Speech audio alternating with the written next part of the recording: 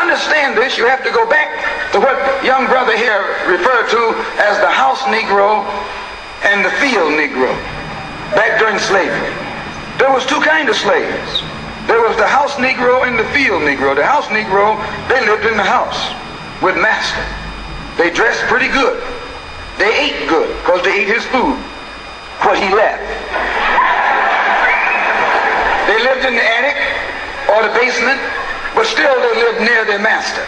And they loved their master more than the master loved himself. They would give their life to save their master's house quicker than the master would. The house Negro, if the master said, we got a good house here, the house Negro say, yeah, we got a good house here. Whenever the master said we, he said we.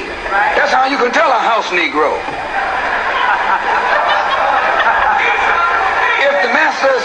If the master's house caught on fire, the house Negro would fight harder to put the blaze out than the master would. If the master got sick, the house Negro would say, what's the matter, boss? We sick. We sick.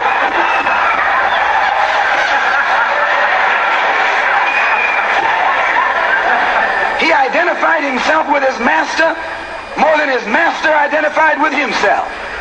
And if you came to the house Negro and said, let's run away, let's escape, let's separate, that house Negro would look at you and say, let's go to the desert. Let's separate. More than his master identified with himself. And if you came to the house Negro and said, let's run away, let's escape, let's separate, that house Negro would look at you and say, man, you crazy. What you mean separate? Where is there a better house than this? Man, you crazy. Where is there a better country than America? Man, you crazy going out to the desert. Where is there a better place to live than the city like I live now? That's how you cats sound. More like chickens. The lions of Judah. Done turned into the chickens of the house of Israel. Where can I wear better clothes than this? Where can I eat better food than this? That was that house Negro. In those days he was called a house nigger. And that's what we call him today because we still got some house niggers running around here.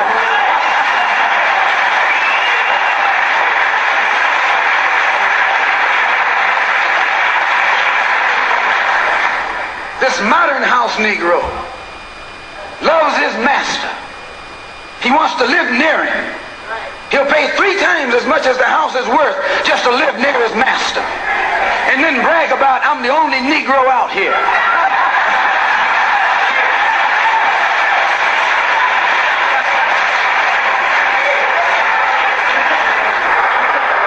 I'm the only one on my job. I'm the only one in this school. You nothing but a house Negro. And if someone come to you right now and say, let's separate, you say the same thing that the house Negro said on the plantation. Let's separate. Let's go to the desert. And you say the same thing. What you mean separate? I'm not leaving. From America? This good white man? Where you gonna get a better job than you get here? I mean, this is what you say. I ain't left nothing in Africa. That's what you say while you left your mind in Africa.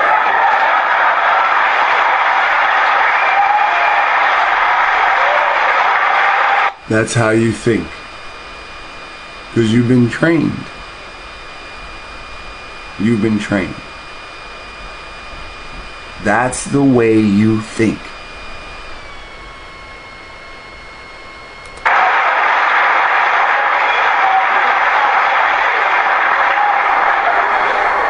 On that same plantation, there was the field Negro. The field Negro, those were the masses. There was always more Negroes in the field than there was Negroes in the house. The Negro in the field caught hell. He ate leftovers. In the house, they ate high up on the hole. The Negro Negro in the field didn't get nothing but what was left of the insides of the hog. They call them chitlins nowadays. In those days, they call them what they were, guts. That's what you were, a gut eater. And some of you are all still gut eaters.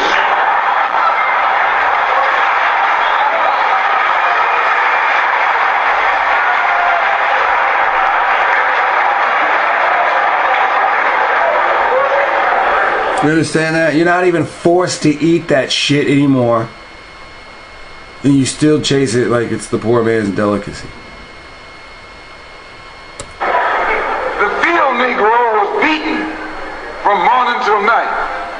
He lived in a shack, in a hut. He wore cast-off clothes. And he hated his master. I say he hated his master. He was intelligent. That house Negro loved his master. But that field Negro, remember, they were in the majority. And they hated the master. When the house caught on fire, he didn't try and put it out. That field Negro prayed for a wind. For a breeze. When the master got sick, the field Negro prayed that he died. If someone come to the field Negro and said, let's separate, let's run, he didn't say, where are we going? He said, any place is better than here. Any place is better than here. How many of you sit there and say, where are we going to go? It seems we have a country full of the descendants of house niggas. There are no field niggas anymore.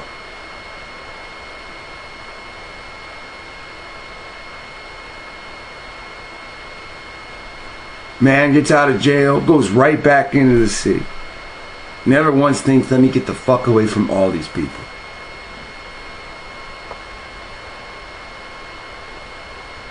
Let's separate, let's run. He didn't say, where are we going? He said, any place is better than here.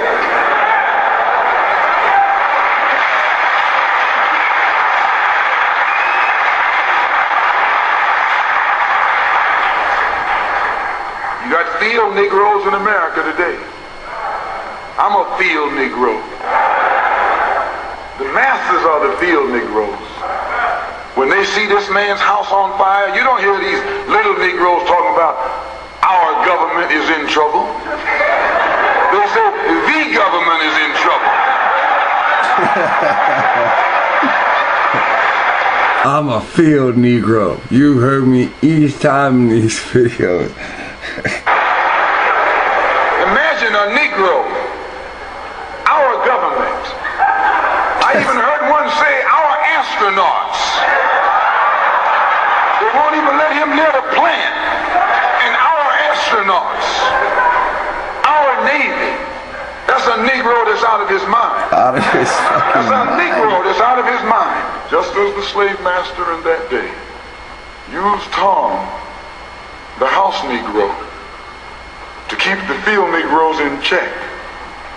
The same old slave master today has Negroes who are nothing but modern Uncle Toms, 20th century Uncle Toms, to keep you and me in check, keep us under control, keep us passive and peaceful and non-violent.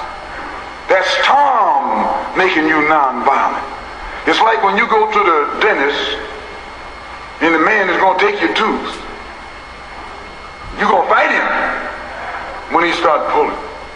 So they squirt some stuff in your jaw called Novocaine to make you think they're not doing anything to you.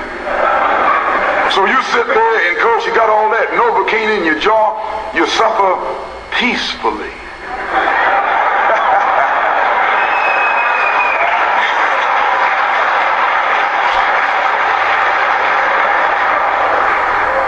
Blood running all down your jaw. And you don't know what's happening. Because someone has taught you to suffer peacefully. You understand the percentages in the last video? You're not growing.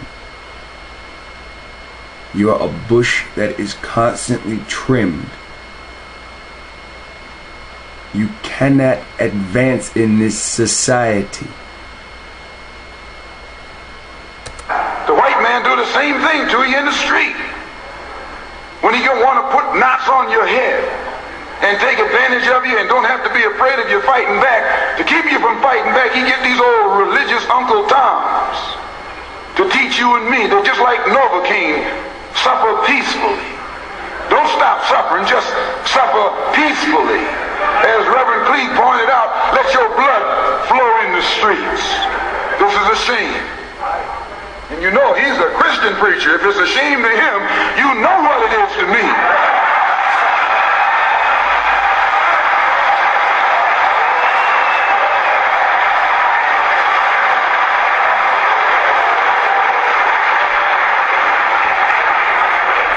There's nothing in our book, the Quran, as you call it, Koran, teaches us to suffer peacefully.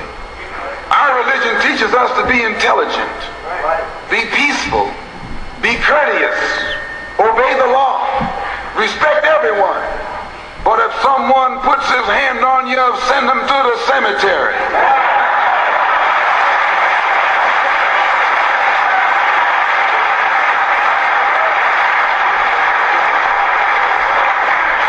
That's a good religion. In fact, that's that old-time religion.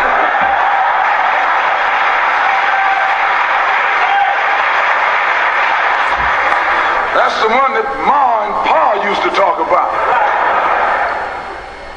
An eye for an eye, and a tooth for a tooth, and a head for a head, and a life for a life. That's a good religion.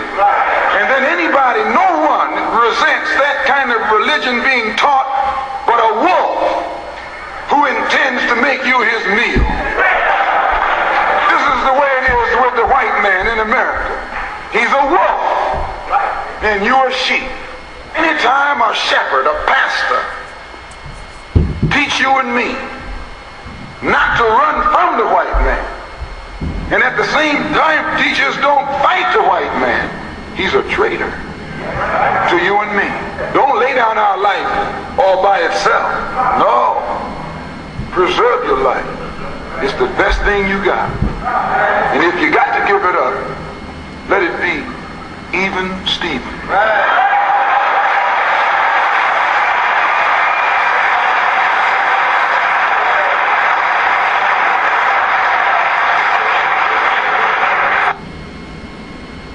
That is Malcolm X, 10 minutes of the House Negro and the Field Negro. You mentioned that you would use white people to infiltrate the Klan to gather intelligence. Yes, in my speaking engagements around the country on the various campuses, I have found many young whites who were sincere in their desire to see an end brought to racism. And many of them are now actively involved in SNCC and the nonviolent approach. But those same ones who are involved in the nonviolent approach would become involved in any approach that they thought would bring an end to racism. And I think that most whites as well as blacks can see that from experience in Mississippi and other parts of the South, the racist element there are too morally bankrupt to react in a positive way to the nonviolent approach. Could you trust a person who belonged to the group that you used to call the Blue-Eyed Devils with information? When I trust his information? When I referred to them as the Blue-Eyed Devils, I was speaking for Elijah Muhammad. When I referred to them as a race of devils, I was speaking then for Elijah Muhammad. And I don't speak for Elijah Muhammad today. In fact, if Elijah Muhammad is the leader of the black people in this country, as he professes, then he should be concerned with the brutal treatment that our people are receiving in the state of Mississippi and send his well-trained Fruit of Islam down there to protect our people instead of sending them out here in the street to attack former Muslims who don't want to go along with this program anymore. You would trust a white man's information, though? Well, I have gotten information from whites in the past, even while I was a member of the Black Muslim movement, that I found to be pretty authentic. Malcolm, what's your ultimate goal?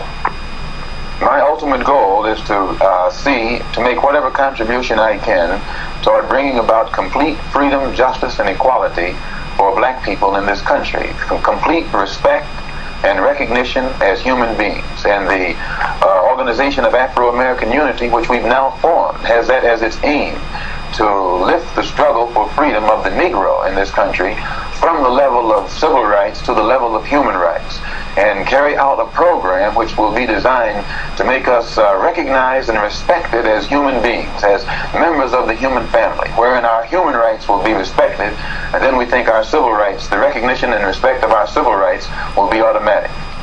Right, You feel that... Okay, that was Malcolm X on the need for self-defense in guerrilla units. We're now going forward to Malcolm X, video title, Malcolm X Destroys MLK Lieutenants. Now listen close. Let me then introduce my guests. First, Wyatt T. Walker, Chief of Staff of the Southern Christian Leadership Conference and Executive Assistant to the Reverend Dr. Martin Luther King. Alan Morrison, New York editor of Ebony Magazine. Malcolm X, minister of Mosque Number 7 here in New York City, a leader in the Black Muslim Organization. And James Farmer, National Director of CORE, the Congress of Racial Equality. Well, as a follower of the Honorable Elijah Muhammad and a Muslim, we believe that Mr. Muhammad has been raised by God to separate the so-called Negroes in this country from our former slave master and to lead us to a land of our own where we can stand on our own feet and solve our own problems. And because we religiously believe that it is intended, it is part of God's plan to separate the former slave, so-called Negro, from the former slave master, the American white man, we also believe that every effort to force integration upon the white man, or to force the so-called Negro into the white society, is actually in divine opposition to God, and will meet with bloodshed and destruction, and no progress or benefit either to the so-called Negro or to the white man in this country. I think perhaps we ought to turn to Malcolm X, who wanted to comment on that. Let me start that again. James Farmer, National Director of CORE, the Congress of Racial Equality. Well, as a follower of the Honorable Elijah Muhammad and a Muslim, we believe that Mr. Muhammad has been raised by God to separate the so-called Negroes in this country from our former slave master and to lead us to a land of our own where we can stand on our own feet and solve our own problems. And because we religiously believe that it is intended, it is part of God's plan to separate the former slave, so-called Negro, from the former slave master, the American white man, we also believe that every effort to force integration upon the white man, or to force the so-called Negro into the white society, is actually in divine opposition to God, and will meet with bloodshed and destruction, and no progress or benefit either to the so-called Negro or to the white man in this country. Now, you've seen the white man has prospered, and there's absolutely no progress for you.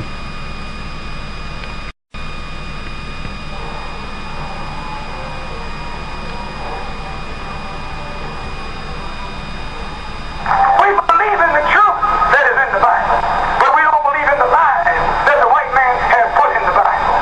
We believe in prophets and the scriptures they brought to the people. We believe in the resurrection of the dead, not in the physical resurrection, but in mental resurrection.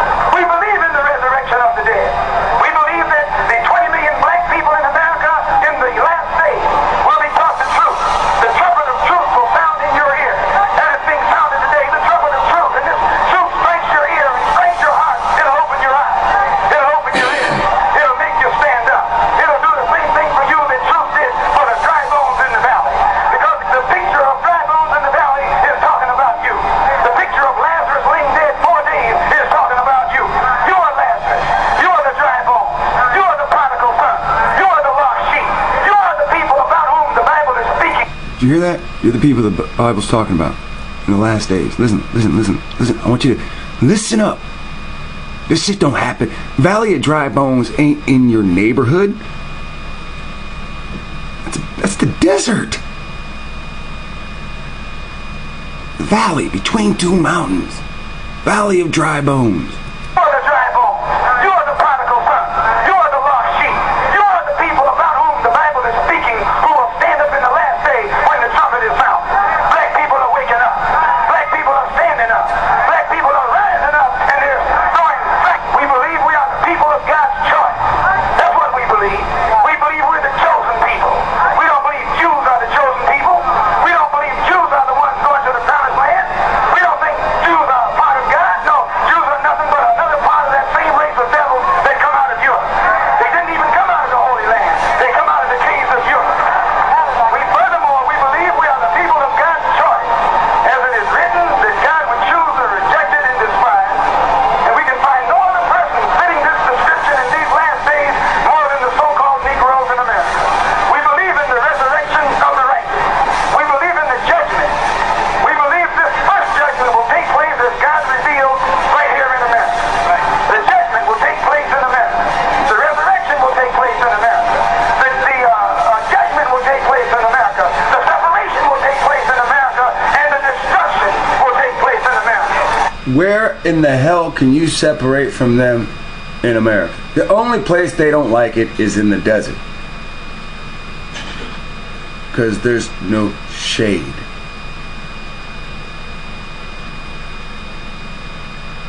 You go out to the desert, they'll move up back east. They'll come back east so fast, you'd be surprised.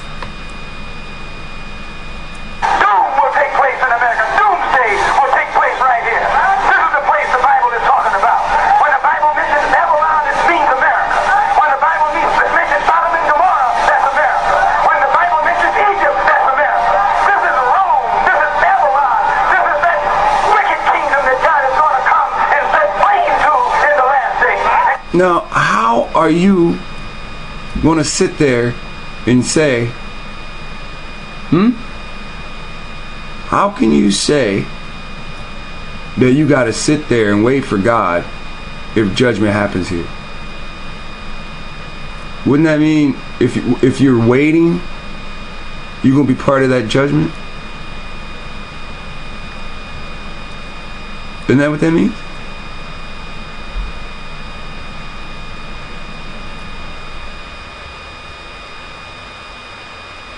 Deuteronomy 28 and 68.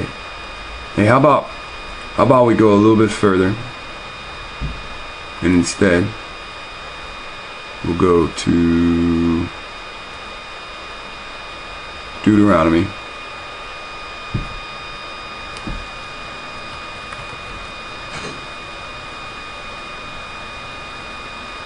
Now, why do I have 34 and 6 highlighted?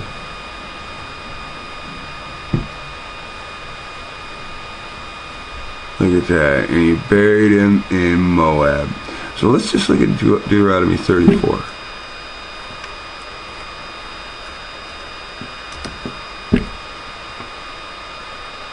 And it's the hub.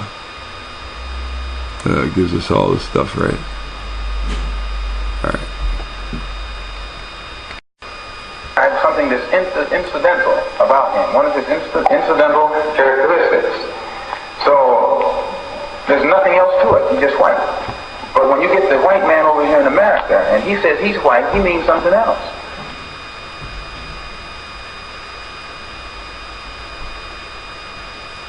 All he's doing is using an adjective to describe something that's incidental about him. One of his incidental characteristics.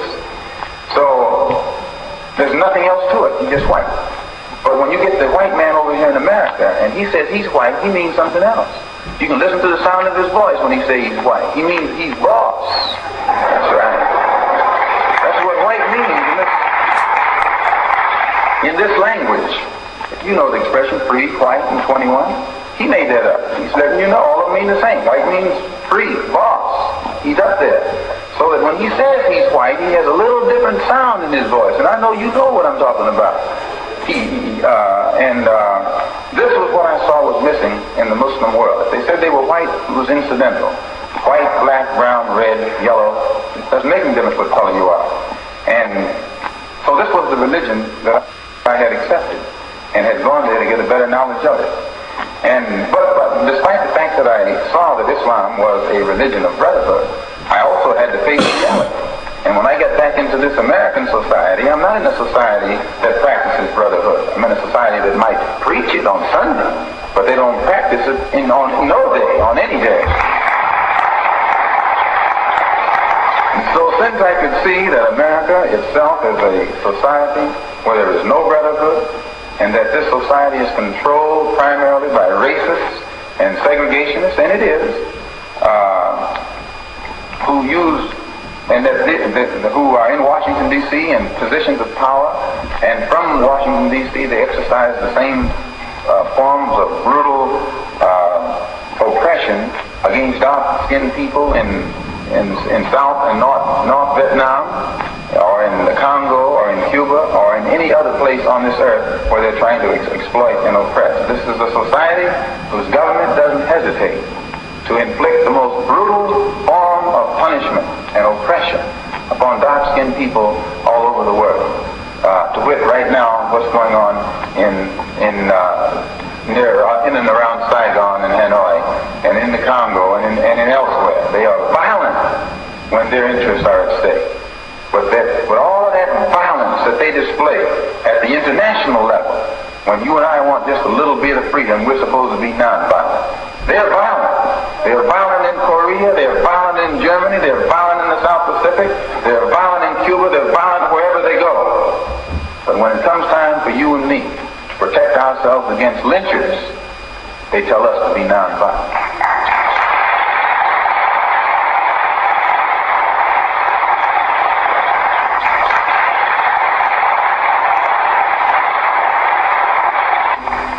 That's a shame, because we get tricked into being nonviolent. And when somebody stands up and talks like I just did, they say, well, he's advocating violence. Isn't that what they say? Every time you pick up your newspaper, you hear where one of these things has written into it that I'm advocating violence. And I have never advocated any violence. I've only said that black people who are the victims of organized violence perpetrated upon us by the Klan, the Citizens Council, and many other forms, we should defend ourselves. And when I say that we should defend ourselves against the violence of others, they use their press skillfully to make the world think that I'm calling on violence, period. And I wouldn't call on anybody to be violent without a cause. But I think the black man in this country, above and beyond people all over the world, will be more justified when he stands up and starts to protect himself, no matter how many necks he has to break and heads he has to crack.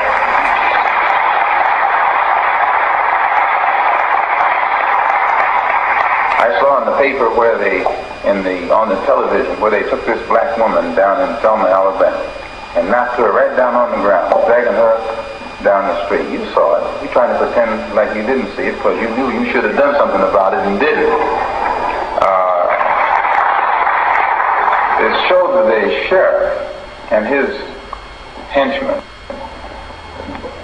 throwing this black woman on the ground, and Negro men standing around doing nothing about it, saying, well, let's overcome them with our capacity to love. What kind of phrase is that? Overcome them with our capacity to love.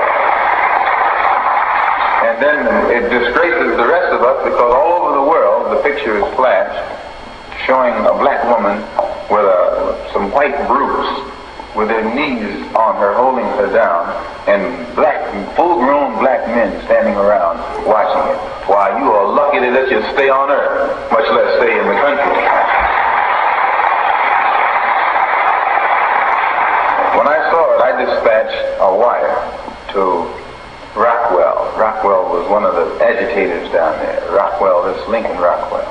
And the wire said, in essence, that this is to warn him that I am no longer held in check from fighting white supremacists by Elijah Muhammad's separatist black Muslim movement, and that if Rockwell's presence in Alabama causes harm to come to Dr. King or any other black person in Alabama who's doing nothing other than trying to enjoy their rights, then Rockwell and his Ku Klux Klan friends would be met with maximum retaliation from those of us who are not handcuffed by this nonviolent philosophy.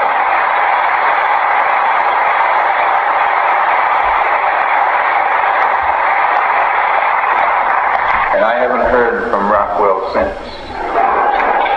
And brothers and sisters, if you and I would just realize that once we learn to talk the language that they understand, they will then get the point.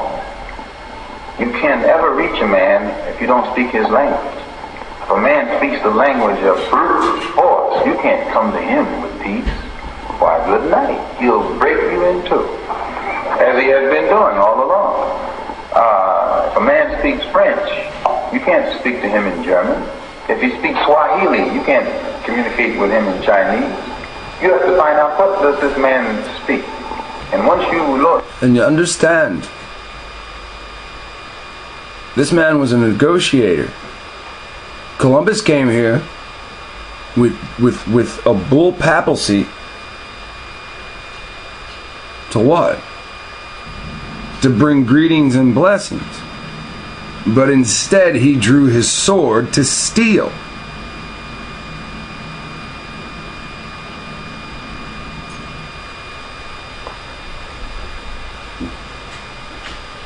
Every time anybody tries to show you guys the truth, you refuse to believe it. You refuse to believe it. Know his language, learn how to speak his language. And he'll get the point. There'll be some dialogue, some communication, and some understanding will be developed. And you've been in this country long enough to know the language the Klan speaks. They only know one language. And what you and I have to start doing in 1965, I mean, that's what you have to do, because most of us already been doing it, is start learning a new language. Learn the language that they understand. And then when they come upon our doorstep to talk, we can talk.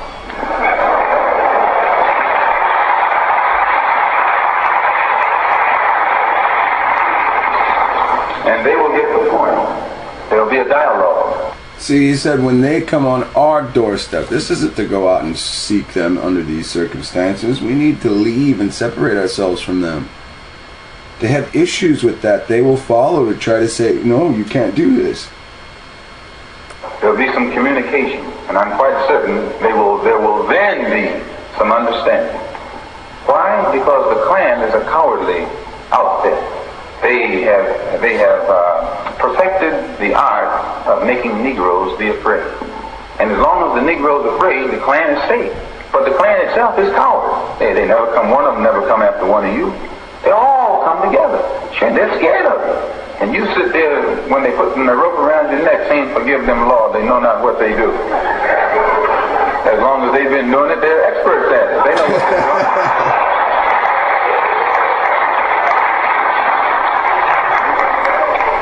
No, since the federal government has shown that it isn't going to do anything about it, but talk, then it is a duty.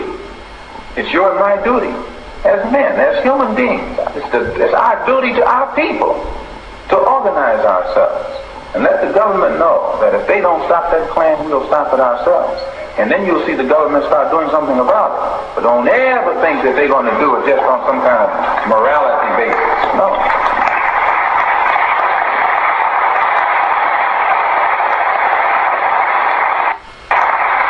So I don't believe in violence. That's why I want to stop it.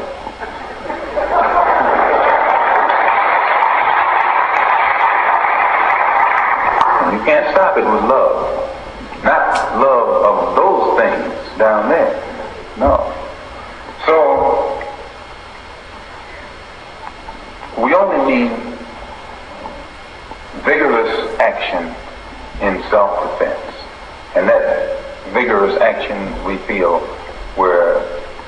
justified in initiating by any means necessary.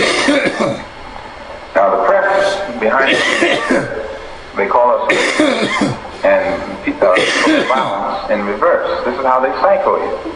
They make you think that if you try to stop the Klan from lynching you, you're practicing violence in reverse. Think upon this. I hear a lot of you all parrot what the man says. You say, well, I don't want to be a Ku Klux Klan in reverse. Well, you should. If a criminal comes to rob your house, brother, with his gun, just because he got a gun and he's robbing your house, and he's a robber, it doesn't make you a robber because you grab your gun and run him out. No. See, the man is using some tricky logic on you. And he has absolutely got a Ku Klux Klan outfit that goes through the country frightening black people. Now, I say that it's time for black people to put together the type of action, the unit that is necessary to pull the sheet off of them so they won't be frightening black people any longer. That's all. And when we say this, the press calls us racists in reverse. Don't struggle only within the ground rules that the people you're struggling against has laid down. Why? This is instinct. But it shows you how they can do. They make with skillful manipulating of the press, they're able to make the victim look like a criminal, and the criminal look like the victim. Right now, in New York, we had a couple cases where police grabbed the brother and beat him unmercifully, and then charged him with assaulting them. They use the press to make it look like he's the criminal and they're the victim. This is how they do it. And if you study how they do it here, then you'll know how they do it over here. It's the same game going all the time. And if you and I don't awaken and see what this man is doing to us, then it'll be too late. They may have the gas ovens already built before you realize that they're hot. They already have the FEMA camps built. Okay, so go a little bit further. One of the shrewd ways that they use the press to project us in the eye or image of a criminal, they take statistics. And with the press, they feed these statistics to the public, primarily the white public. Because there are some well-meaning persons in the white public as well as bad-meaning persons in the white public. And whatever the government is going to do, it always wants the public on its side. And whether it's the local government, state government, federal government. So they use the press to create images. And at the local level, they'll create an image by feeding statistics to the press, through the press, showing the high crime rate in the Negro community. And as soon as this high crime rate is emphasized through the press, then people begin to look upon the Negro community as a community of criminals. And then any Negro in the community can be stopped in the street, put your hands up, and they pat you down. You might be a doctor, a lawyer, a preacher, or some other kind of Uncle Tom. And you understand, he said this in the 60s, and this is exactly what's been incorporated. Stop and frisk, stop and search on minorities. He said this in the 60s.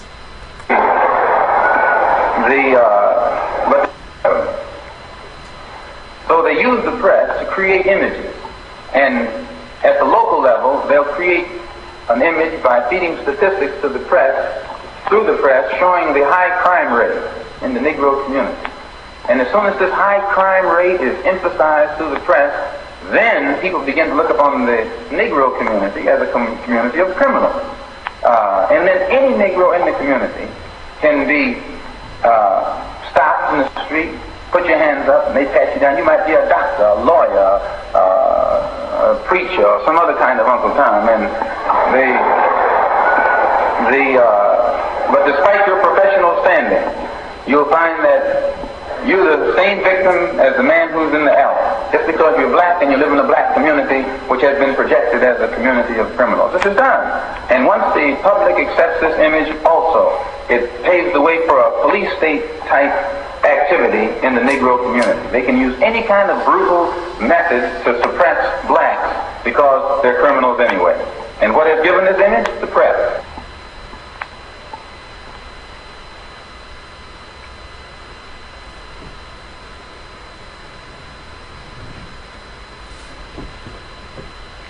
Right. Says the media's the most powerful entity on the earth. The prince of the air. The prince of the air waves. They, or take the T and the H off, and he says, he have power to make the innocent guilty and to make the guilty innocent. And that's power. Because they, or take the T and take the Y off, he control the minds of the masses. X 1925 to 1965. An American Muslim minister and human rights activist. Okay. Now we're gonna look at something that's pretty interesting, and I talked to Let Us Find the Truth, and he did a video for us all, and it's very, very, very shocking video. Now, I talked to him on the phone for a little bit while he viewed this, not while he was making the video. He was telling me on the phone he would make the video. So when I talked to him on the phone, I could not view what he was viewing that encouraged him to say, oh, I'm gonna make this video so everybody can see. You know,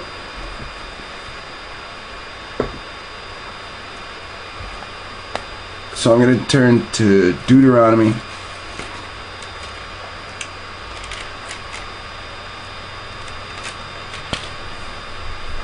34, because this is what I asked him to turn to. Alright, now let's look at Deuteronomy 34, and we'll go to 34:1.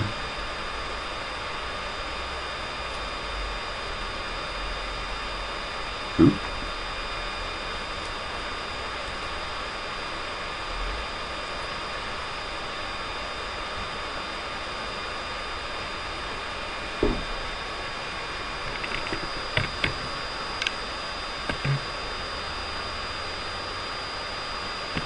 Now, I want you to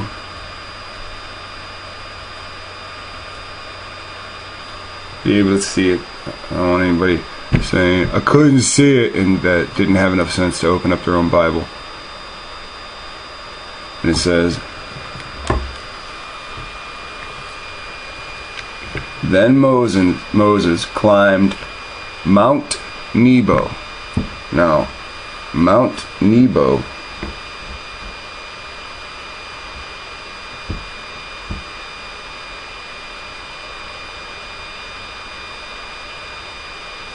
let's go to King James Version first. Then Moses went up from the plains of Moab unto the mountain of Nebo, to the top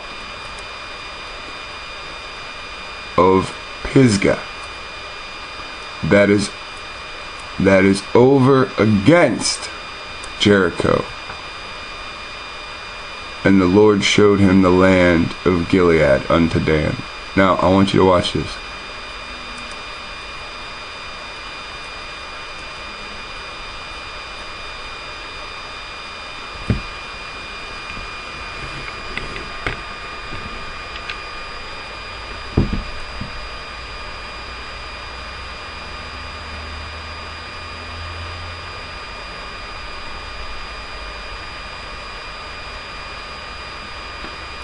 Now, you see right here in Canada, this is what, Canada or British Columbia? Oh, did it again. Wow, man, they really don't want this. This one's too much, huh? Timed out on me. And it keeps going all the way back there.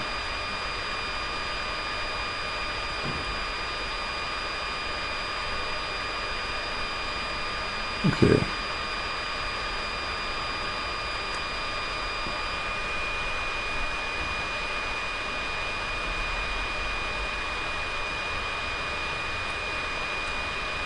We're having some moments with this. So basically what he did for us is he read Deuteronomy 34 and he opened up Google Maps and started making pinpoints.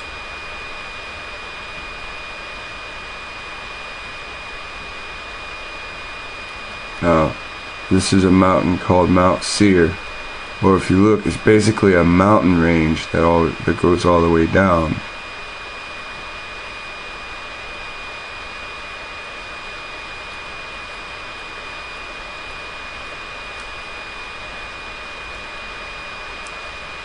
I'm going to pause this and see if we can get it full screen, see if it's going to act right.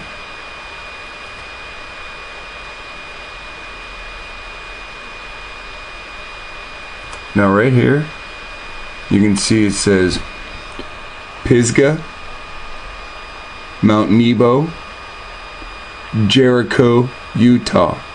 Now there's a Jericho in Utah. There's a Mount Seir in Utah. Moab Valley. Moab. Remember we were watching the videos of Rainbow Point or Covenant Point? So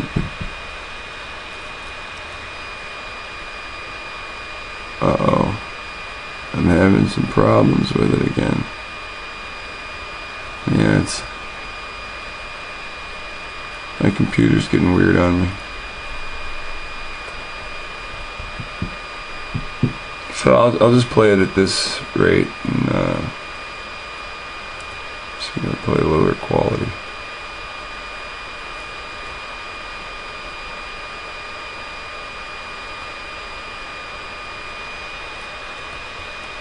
Oh.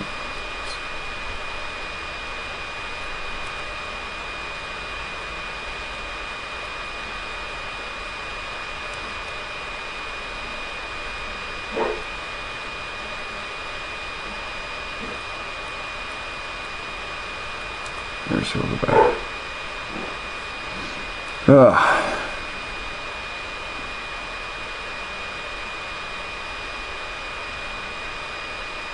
And we'll get back to Utah. So he goes down.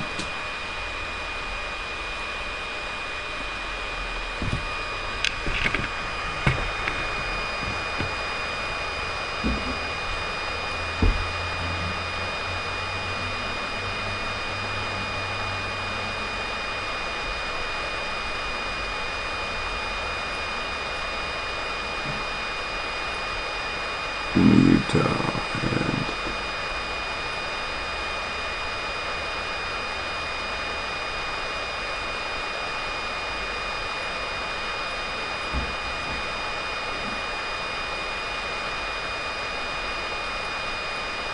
we see Mount Pisgah. It's here.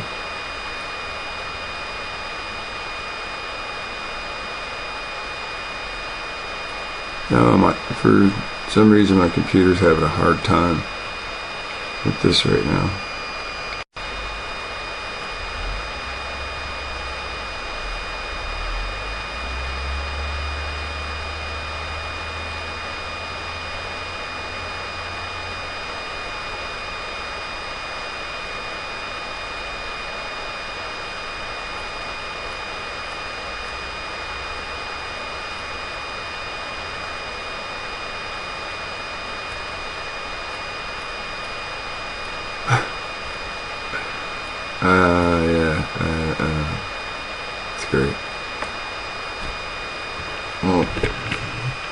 for whatever reason,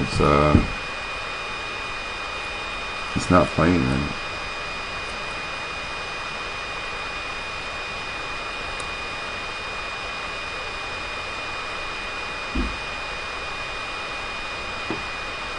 And he shows Mount Pisgah.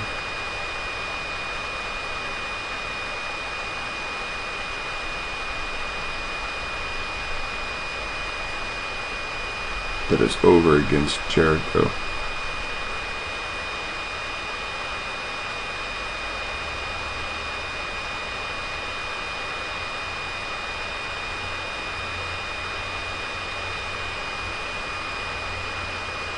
And you can see there's a couple of different little valleys that are created from there. And go further. That's what it looks at like from the side.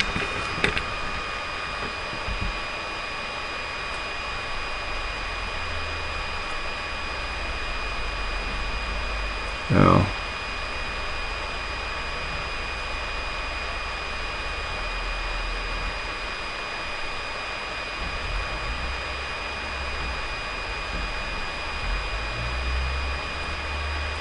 it highlights that there's a place called Eden there.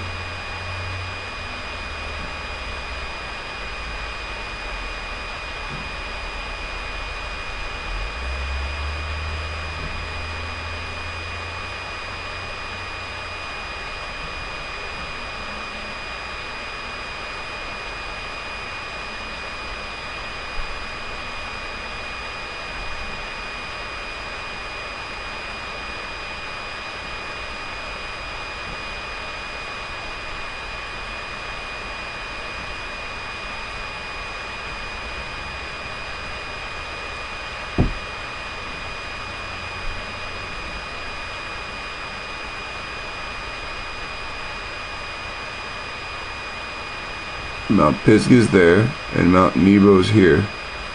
Now, this is the interesting part. It says, "And Moses went up from the plains of Moab unto the mountain of Nebo, to the top of Pisgah that is over against Jericho." And here you have Jericho in Utah. And again, I know it's hard to see things on my screen, so it's called Mapping Things Out, and the author is Let Us Find the Truth. As you read further the cities, it gets more and more interesting. It shows you, Jericho is relatively close to Mount Nebo. It zooms in on Mount Nebo. It shows you what the terrain looks like.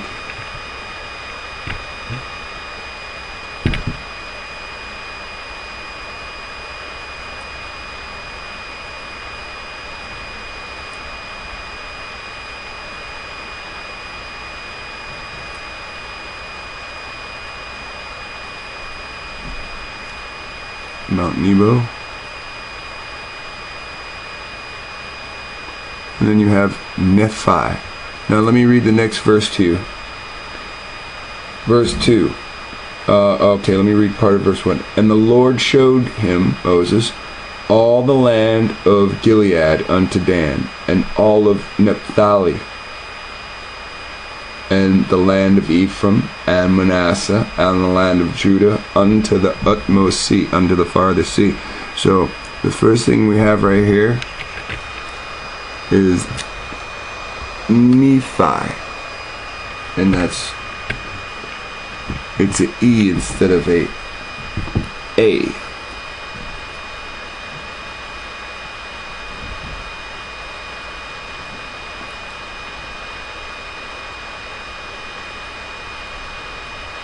And that's where Jericho is.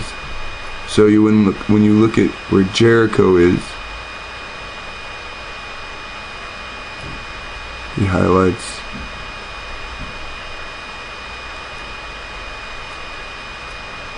now when this Bible says it's up against,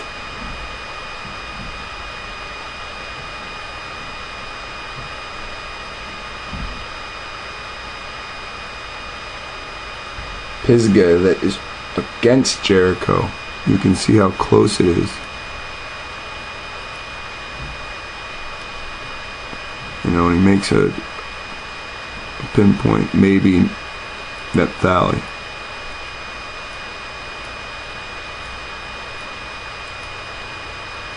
Shows you the museum in the city.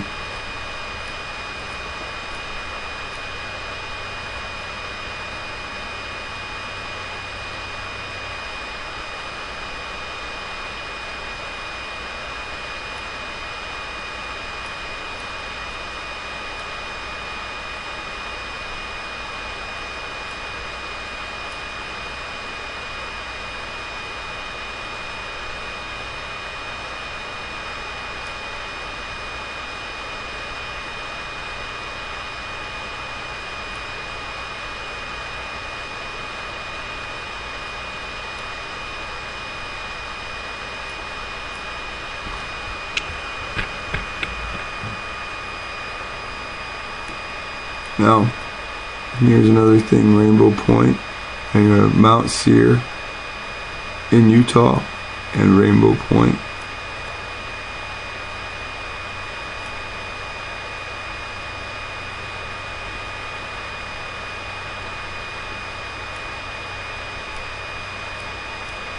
Now down here, the Moab Desert extends to, we believe, to Arizona, into the Arizona area. Now, verse 34:3 says, and the south and the plain of the valley of Jericho and the city of palms unto Zor. Now, verse 6. Well, I'll continue. And the Lord said unto him, this is the land which I swear unto Abraham, unto Isaac, and unto Jacob, saying, I will give it unto thy seed. I have caused thee to see it with thine eyes, but thou shalt not go over thither. So Moses, the servant of the Lord, died there in the land of Moab, according to the word of the Lord. Verse 6, and he buried him in a valley in the land of Moab, over against Beth Peor, but no man knoweth of his sepulchre unto this day. Now, there's a place right by Phoenix,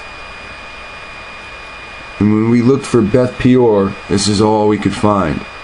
It was Peoria, Arizona.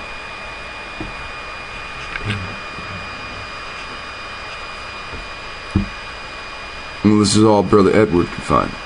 Peoria, Arizona. But again, it's right to the outskirts of the desert.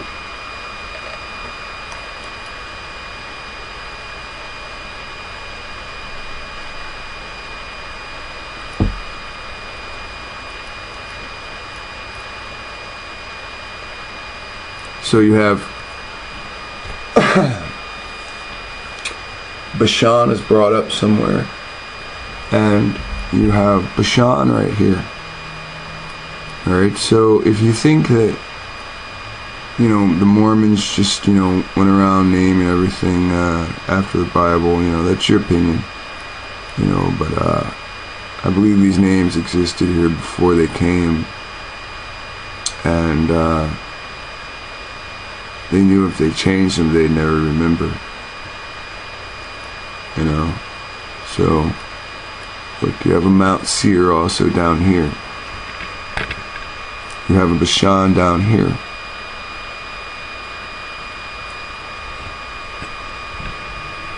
But you have Maranath. You have Mount Seir here. You might have Mount Seir here. So see, Mount Seir seems to be like maybe the elevation of a particular mountain range. And sometimes other mountains peak up over it, and sometimes other mountains are underneath. But Mount Seir isn't one mountain, it's a mountain on this mountain range that goes all the way up towards Alaska. Now you have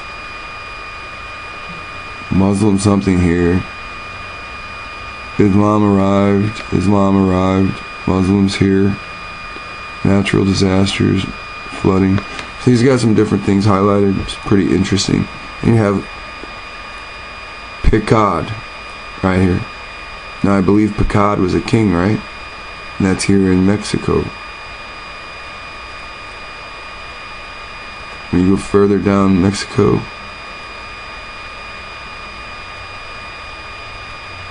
you have Naphtali. You have another Mount Seir.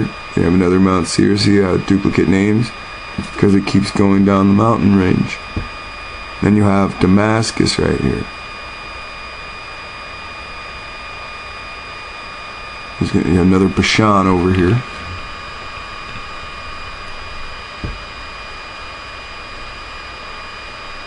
So there's a lot of interesting things. A lot of biblical names of places over here.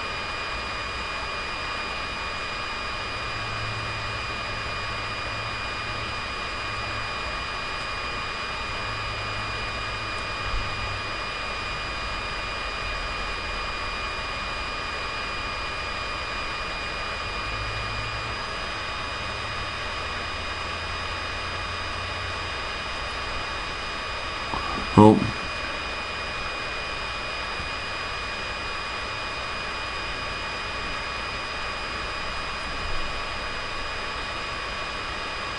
when you go up to these mountains in Utah, they all match Deuteronomy. So open up Google and look at Google Earth.